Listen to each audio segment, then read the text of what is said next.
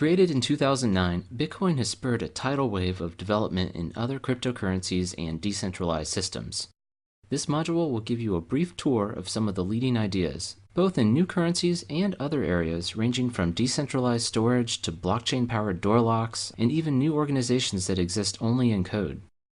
Developers will find tangible insights into how many of these systems work and can be used. And while this will be a little technical at times, I also hope non-technical listeners will gain a broad understanding of the possibilities and limitations of decentralized technology. We'll start close to Bitcoin with ideas to make better cryptocurrencies, including adding to Bitcoin with Metacoins, colored coins, and sidechains, alternatives to proof of work, namely proof of stake, performance and capacity improvements, enhanced privacy, and stability-focused coins. We'll also take a brief look at private blockchains and the question of whether something like Bitcoin even makes sense behind locked doors. Then I'll move beyond currency, starting with Ethereum, a fully decentralized computing platform that can execute so-called smart contracts. We'll then move to applications enabled by Ethereum like prediction markets, Internet of Things, and entirely code-based organizations called DAOs, or Decentralized Autonomous Organizations. I'll conclude with a brief introduction to storage, identity, and reputation solutions. To get a sense for all the different cryptocurrencies and systems out there, a good place to start is coinmarketcap.com. It lists projects by market capitalization, or unit price times the number of units. Now, bear in mind the market capitalization can easily be misleading. For example, if I make a new cryptocurrency called Scott's Scam Coin, issue myself 1 million units, and then talk a friend into buying just one of those units for $10, the market cap is now technically $10 million. But clearly I would struggle to sell the remaining 9.999 million worth. This is what's called an illiquid market, in other words, one where you would struggle to buy or sell anything. Such illiquid markets are common for smaller currencies and in general have overinflated values as measured by market cap. With that warning, one first question to ask is, why are there so many coins and systems? Why haven't these developers simply contributed to Bitcoin? Many of the systems we'll discuss are not currencies at all, so developing a new system makes sense. But many are different variations on cryptocurrencies. As mentioned in the previous module, there's currently a major debate over how big the block size should be.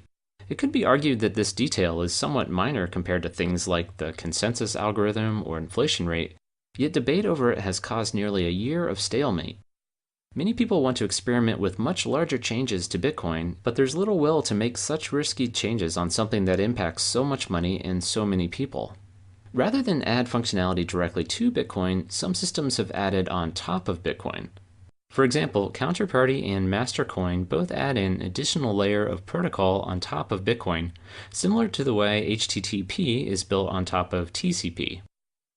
Those systems seek to expand Bitcoin's scripting language by, for example, allowing people to post trade offers, which would enable a decentralized exchange to run on Bitcoin. To do this, extra data is inserted into regular Bitcoin transactions. For example, funds are sent to a one of three multi-signature address, but several of the redeeming addresses are special codes rather than real addresses. In order to interpret this added layer of protocol, participants must run software that watches the blockchain and identifies transactions marked with a special flag. Another similar concept is colored coins. The idea here is to track ownership of assets beyond just Bitcoin. Again, participants must run special software that tracks the blockchain and interprets specially marked addresses as having extra meaning. Suppose a given output is interpreted to mean ownership in a company. Then when that output is used as an input to another transaction, the shares of that company can be transferred. If the coin is split in two, the ownership splits in two according to the value of Bitcoin sent.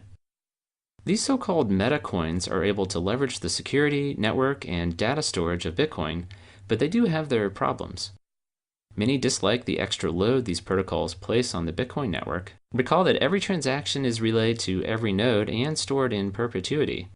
There are also security concerns. If $1 of Bitcoin represents $1 billion of real-world assets, the economic incentives that keep an attack on Bitcoin unprofitable may become unbalanced. And finally, there's a fundamental problem that monitoring the blockchain as required by these add-on protocols is not possible for lightweight clients like mobile phones. With regular Bitcoin transactions, it's possible to obtain a short cryptographic proof that a transaction is truly present in the blockchain, or in other words, that you've really been paid. This is called SPV, or Simplified Payment Verification, and involves nodes sending your mobile phone a chain of block headers and just a few transactions inside a block. With this small amount of data, you get proof that the transaction is in a block and that the block is buried under millions of dollars of hash calculations.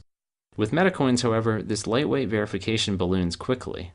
Verifying the last transaction works just like any other transaction, but to ensure you really have the asset, you would need to check the input, and then its input, and all the way back to the initial assignment between a Bitcoin output and asset.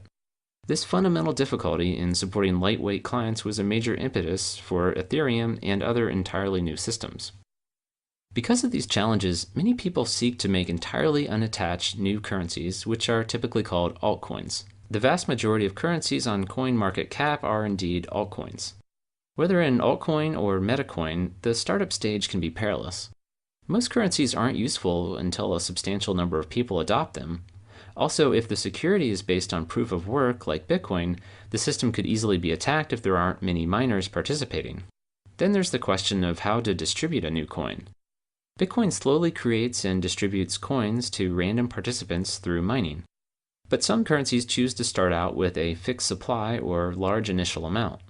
Many projects offer an initial crowd sale for these coins, which acts as a way to give the new coin a trading value and also raise funds for development. You can think of this like a traditional IPO or initial public offering stock sale.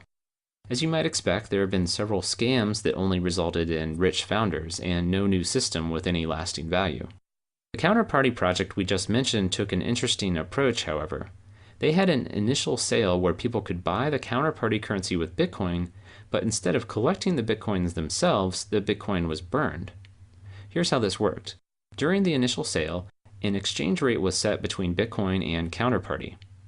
To buy counterparty, you would send Bitcoin to a special address not redeemable by anyone, that is, one not based on a private key, which effectively destroyed or burned the Bitcoin.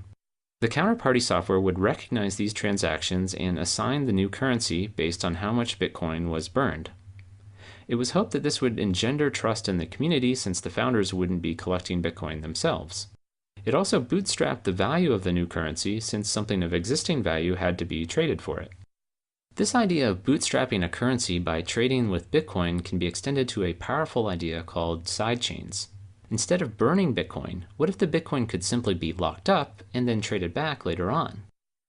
Suppose somebody wanted to create a new system called FancyCoin. Just like Counterparty, new fancy coins can be created by sending a Bitcoin to a special locking script. Now, rather than monitoring the Bitcoin network, the FancyCoin software could be fed a proof that the Bitcoin is properly locked. This proof would be similar to the SPV proofs used by lightweight clients now to verify transaction existence.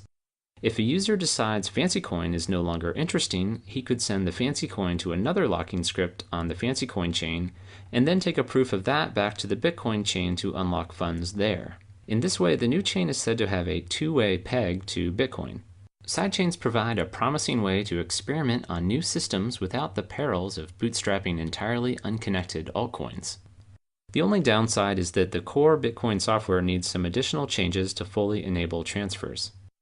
With that overview of how people have attempted to build on top of Bitcoin and bootstrap new systems from Bitcoin, let's dive into some of the altcoins. We'll start with Litecoin, one of the first offshoots from Bitcoin, and its attempts to improve on proof of work.